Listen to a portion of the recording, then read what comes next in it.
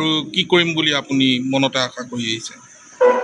মই শিক্ষকতা কৰাৰ আগতো সহকাৰী অধ্যাপকৰ চাকৰিটো গোৱালপাৰা মহাবিদ্যালয়ত যোগদান কৰাৰ আগতো মই ৰাজনীতিত আছিলোঁ, সক্ৰিয় অংশগ্ৰহণ আছিল 21ৰ বিধানসভা নিৰ্বাচনত, তাৰ পাছতো উপ নিৰ্বাচনত। আৰু বিগত সময়খিনিত যেতিয়া চাকৰি কৰি আছিলোঁ তেতিয়া মনত সদায় এটা ধাৰণা আহি আছিল যে অসমখন কিদৰে আগবাঢ়ি গ'লে মোৰ যিসকল ছাত্ৰ ছাত্ৰী বা যিসকল আমাৰ উত্তৰ প্ৰজন্ম বুলি কওঁ, ভৱিষ্যতৰ প্ৰজন্ম, তেওঁলোকৰ বাবে আমি কেনেকুৱা অসম এখন বিচাৰোঁ। জাতি, ধৰ্ম, ভাষা, বৰ্ণৰ মাজত ভেদাভেদ হৈ ইজনে সিজনক একেলগতে খাব নোৱাৰা, বহিব নোৱাৰা এখন অসম, নে অৰ্থনৈতিক দিশত আগবাঢ়ি যোৱা, স্বাৱলম্বিতাৰ দিশত আগবাঢ়ি যোৱা, উন্নতি প্ৰগতিৰ দিশত আগবাঢ়ি যোৱা আমাৰ বজাৰখন, আমাৰ পথাৰখন, খেতিয়কসকল, ব্যৱসায়ীসকল, আমাৰ কাম কৰা ল'ৰাবোৰ, শিক্ষিত ল'ৰা ছোৱালীবোৰ আগবাঢ়ি যোৱা এখন প্ৰগতিৰ অসম বিচাৰোঁ। মই যিহেতু আজিৰ প্ৰজন্ম, গতিকে মোৰ মনত, আৰু মই বিভিন্ন বিশ্ববিদ্যালয় মহাবিদ্যালয়ৰ ছাত্ৰ ছাত্ৰীসকলৰ লগত বিগত সময়ত জড়িত হৈ আছিলোঁ, নিজে গৱেষণা কৰাৰ পৰা, ছাত্ৰ ৰাজনীতিৰ পৰাও ওলাই গৈছোঁ। সদায় যেতিয়া যুৱ প্ৰজন্মৰ লগত কথা পাতোঁ, দেখোঁ যে যুৱ প্ৰজন্মই সদায় অৰ্থনৈতিকভাৱে আমি কিদৰে আগবাঢ়ি যাম, সামাজিক সাংস্কৃতিক দিশত আমি কিদৰে আগবাঢ়ি যাম, তাৰ পৰিকল্পনাবোৰেই ৰাজনৈতিক ব্যক্তিসকলৰ পৰা শুনিবলৈ বিচাৰে। আৰু ৰাজনীতিত আমি সেইবোৰ সততে শুনিবলৈ নাপাওঁ, কাৰণ ৰাজনীতিটো ভোটৰ বেংকৰ ওপৰত, ভোটৰ অংকৰ ওপৰত নিৰ্ভৰশীল। সেইবাবে সততে জাতি, ধৰ্ম, ভাষা, বৰ্ণৰ কথাবোৰ কৈ মূল বিষয়বস্তুবোৰৰ পৰা আমাক আঁতৰাই ৰখা হয়। এইদৰে এটা বিভাজনমুখী পৰিৱেশত আমি কেতিয়াও সুস্থ সমাজ এখন, সুস্থ পৰিৱৰ্তন এটা নাপাওঁ।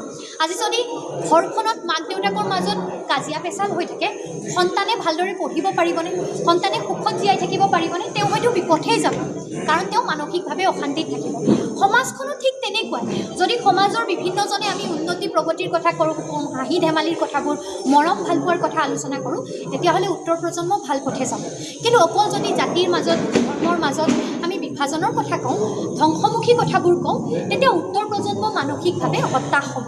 গতিকে মই ভাবোঁ যে ৰাজনৈতিক প্ৰেক্ষাপটত প্ৰত্যেকটো সমষ্টি, প্ৰত্যেকটো ৰাজনৈতিক বাতাবৰণত আমাক জনপ্ৰতিনিধিজনে আমাৰ বাবে কৰিবলগীয়া কি, উন্নতি প্ৰগতিৰ বাটটো কিদৰে মুকলি হয়, প্ৰকৃতাৰ্থত ধনাত্মক ৰাজনৈতিক বাতাবৰণ এটাৰ বাবে আমাৰ প্ৰয়োজনীয় কথাখিনি কি, সেই কথাবোৰ আলোচনা হোৱাটো দৰকাৰী।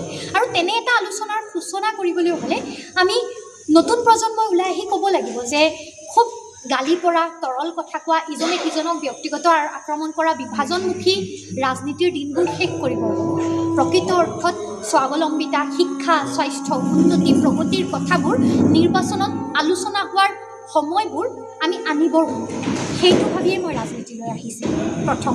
হয়, আপুনি ৰূপজ্যোতি কুৰ্মীয়ে ইয়াত 25টা বছৰ ইয়াত আপোনাৰ ৰাজত্ব কৰাৰ পাছতো আপুনি মৰিয়নিৰ দৰে এটা সমষ্টি আপুনি বাছি ল'লে। আপুনি এই মৰিয়নি সমষ্টিটোত যুদ্ধ দিয়াত, নিৰ্বাচনত যুঁজ দিয়াত আপোনাৰ পথ মসৃণ বুলি আপুনি ভাবেনে? চাওক, মই যেতিয়া কলেজৰ অধ্যাপক, সহকাৰী অধ্যাপকৰ চাকৰি এটা এৰি আহিছোঁ, মই সেই সময়তে সিদ্ধান্ত লৈছোঁ যে ইয়াৰ পাছৰ মোৰ যাত্ৰা কেতিয়াও মসৃণ নহয়, হ'বই নোৱাৰে। আৰু মই কলেজৰ স্বচ্ছল চাকৰি এটা এৰি মই শাসনাধিষ্ঠ দলতো যোৱা নাই। মই গৈছোঁ জাতীয়তাবাদী, প্ৰগতিশীল জাতীয়তাবাদৰ চিন্তা কৰিব পৰা এটা এনে দলত, যাৰ মূল ব্যক্তিজনৰ বিৰুদ্ধে এতিয়াও ৰাষ্ট্ৰদ্ৰোহৰ গোচৰ চলি আছে, যিজন এটা দলৰ একমাত্ৰ বিধায়ক। গতিকে মোৰ ৰাজনৈতিক যাত্ৰা কেতিয়াও মসৃণ বা সুবিধাবাদৰ পক্ষত হ'ব বুলি মই ভাবি আৰম্ভণিতেই খোজ দিয়া নাই। মই বিচাৰোঁ সেই যাত্ৰা জটিল হোৱাটোৱে বিচাৰোঁ, কাৰণ জটিল যাত্ৰাৰেহে আমি পৰিৱৰ্তনৰ কথাবোৰ আলোচনা কৰিব পাৰোঁ। আৰু মই ৰাজনীতিত আহিও আপুনি যদি প্ৰথমৰ পৰা এতিয়ালৈকে মোৰ কথাবোৰ লক্ষ্য কৰে, মই সাধাৰণ ৰাজনীতিত জিকিবলৈ যিবোৰ কথা বেছিকৈ সাধাৰণতে ৰাজনৈতিক নেতাই কয়, সেই কথাবোৰ মই কৈয়েই থকা নাই। ৰাজনীতিত জিকিবলৈ আমি জাতি ধৰ্মৰ কথা কওঁ, আমি তৰল কথা কওঁ, মানুহে শুনি ভাল পোৱা গল্প গুজব খুচুৰি কথা কওঁ, মই নাই কোৱা। মই শুনিবলৈ মানুহে সততে বৰ পোৱা কথাবোৰেই কৈছোঁ।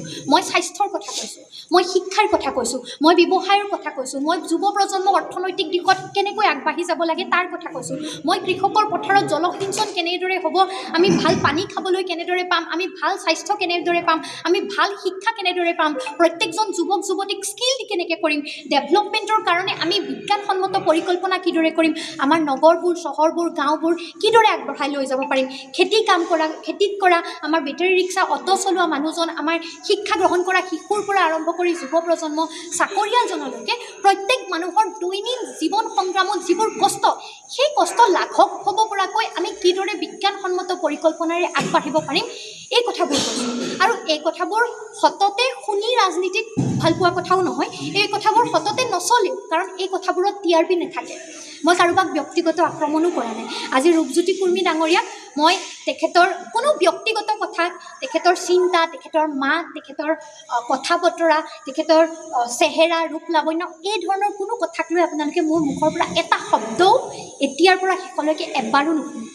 তেখেতক মই ব্যক্তিগতভাৱে এজন অগ্ৰজ, তেখেত ৰাজনীতিত তেখেত অভিজ্ঞ, মই তেখেতৰ পৰা আশীৰ্বাদেই বিচাৰিছোঁ। আৰু ৰাজনৈতিক যাত্ৰাত তেখেত যথেষ্ট সফল, গতিকে ৰাজনৈতিক যাত্ৰাত আগবাঢ়ি যোৱাত মই তেখেতৰ পৰাও শিকিব লগা মোৰ বহুত আছে। মই তেখেতক ব্যক্তিগতভাৱে অলপো বেয়া নাপাওঁ, কিন্তু মই ক'ব বিচাৰোঁ যে ৰাজনৈতিক ক্ষেত্ৰত 25টা বছৰত মৰিয়নীত তেখেতে কৰিবলগীয়া কামসমূহ তেখেতে কিমান কৰিলে তাৰ উত্তৰটো মই তেখেতৰ পৰা বিচাৰোঁ।